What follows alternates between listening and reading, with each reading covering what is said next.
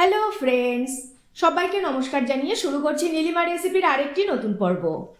আজ শেয়ার করব নিরামিষ দিনে মন ভালো করা রেসিপি। নিরামিষ মানেই বাড়ির বাচ্চাদের বায়না, খাবে না তারা, তাহলে এই রেসিপিটা বানিয়ে ফেলুন। সবজি আর প্রোটিন দুই পাবে, খেতেও হয় দারুণ। আজ করব লাউ মটরের ডালনা।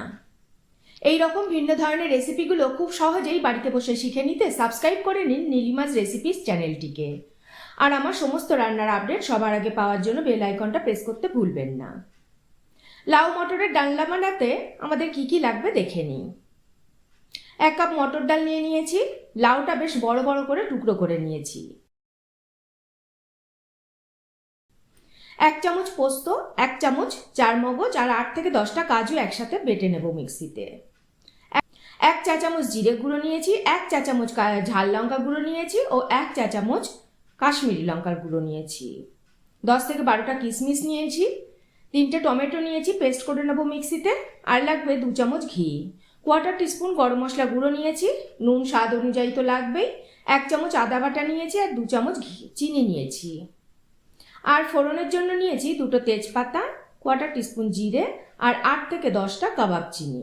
দেখুন, কাবাব চিনি এইগুলোকে বলে, যেগুলোর একটা করে গোলমরিচের মতোই দেখতে হয়, কিন্তু একটা করে লেজ আছে। আপনারা দোকানে গিয়ে বললেই ওরা বুঝতে পারবে। আর একটুখানি হলুদও লাগবে। এই দিয়েই বানিয়ে ফেলবো দারুণ স্বাদের লাউ মটরের ডালনা। প্রথমে লাউটাকে আমি প্রেসার কুকারে একটা সিটি মেরে নেব। যদি কচি লাউ হয় তাহলে কড়াইতে দিয়ে সেদ্ধ করে নেবেন। আমার লাউটা যেহেতু ঘরে আজ 4-5 দিন ধরে আনা রয়েছে, ওই জন্য একটু শক্ত হয়ে গেছে। ওই জন্য আমি একটু প্রেসার কুকারে সিটি মেরে নিচ্ছি।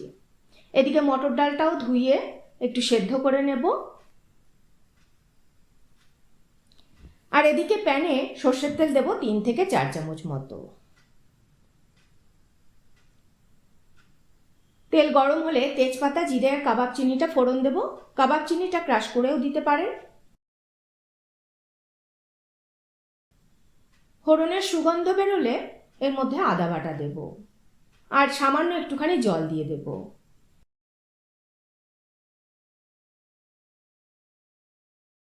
এবার এর মধ্যে জিরে গুঁড়ো, ঝাল লঙ্কার গুঁড়ো আর কাশ্মীরি লঙ্কার গুঁড়োটা দিয়ে দেব।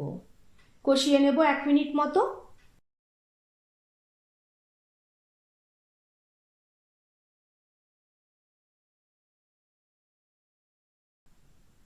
1 মিনিট কষানোর পরে এবার এর মধ্যে সামান্য একটু হলুদ দেব, চিনি দেব আর নুন দেব পরিমাণ মতো। ভালো করে নেড়ে চেড়ে 2 মিনিট মতো কষিয়ে নেব।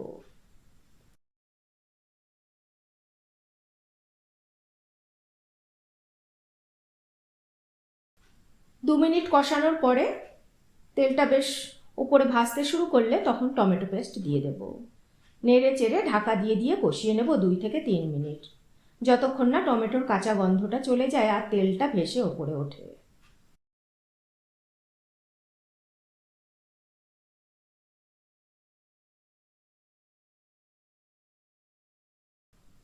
ঢাকা খুলে আবার নেড়ে চেড়ে দেব। আবারও ঢাকা দিয়ে আবারও একটু কষিয়ে নেব। দেখুন, টমেটো কষে গেছে, তেলটাও ছেড়ে দিয়েছে।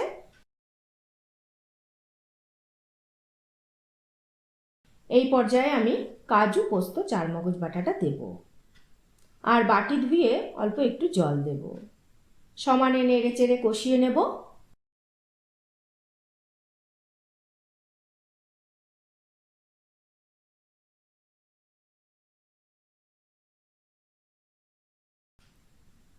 এবারে কিশমিশটা দেব। আবারও নেড়ে চেড়ে এবার ঢাকা দিয়ে দিয়ে 2-3 মিনিট কষিয়ে নেব। মাঝে মাঝেই কিন্তু ঢাকাটা খুলে একটু নেড়ে চেড়ে কষিয়ে নেব, কারণ কাজু চারমগজ আছে, তলায় লেগে যাওয়ার সম্ভাবনা থাকে।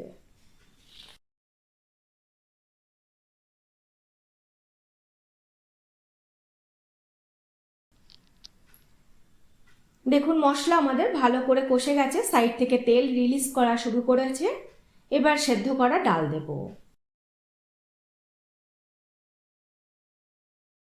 ভালো করে মিশিয়ে নেব। তারপরের মধ্যে সেদ্ধ করা লাউটাও দিয়ে দেব। আবারও ভালো করে নেড়ে চেড়ে মিশিয়ে নেব।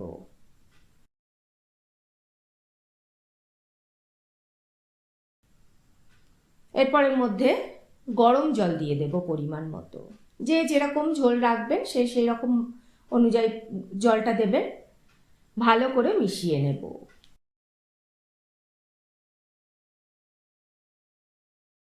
আমার এখানে জায়গাটা ছোট হয়ে গেছে, আমি কড়াইতে এটাকে ট্রান্সফার করে নিলাম, নাড়তে চাড়তে আমার যাতে সুবিধা হয়।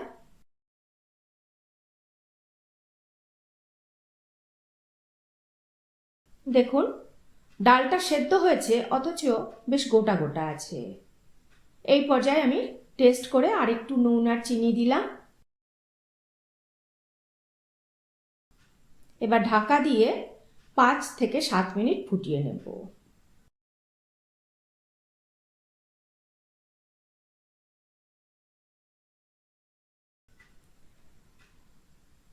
7 মিনিট পরে ঢাকা খুলে গরম মশলা গুঁড়ো দিয়ে আবারও ভালো করে মিশিয়ে নেব।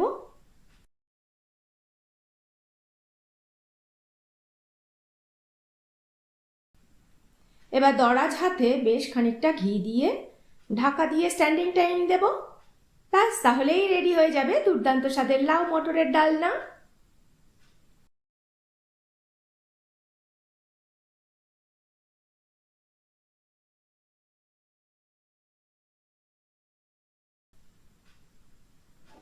কেমন লাগলো আমার আজকের রেসিপিটি কমেন্ট করে জানাবেন। ভালো লাগলে একটা লাইক করে দেবেন। আপনাদের একটা লাইক আর কমেন্টই আমাকে উৎসাহিত করবে পরবর্তী ভিডিও বানাতে। আজ তাহলে এই পর্যন্তই। আবারও হাজির হয়ে যাব নতুন কোনো রেসিপি নিয়ে, নতুন কোনো পর্বে। ততক্ষণ ভালো থাকবেন, সুস্থ থাকবেন সবাই। অবশ্যই লাইক, কমেন্ট, শেয়ার করতে ভুলবেন না। নমস্কার।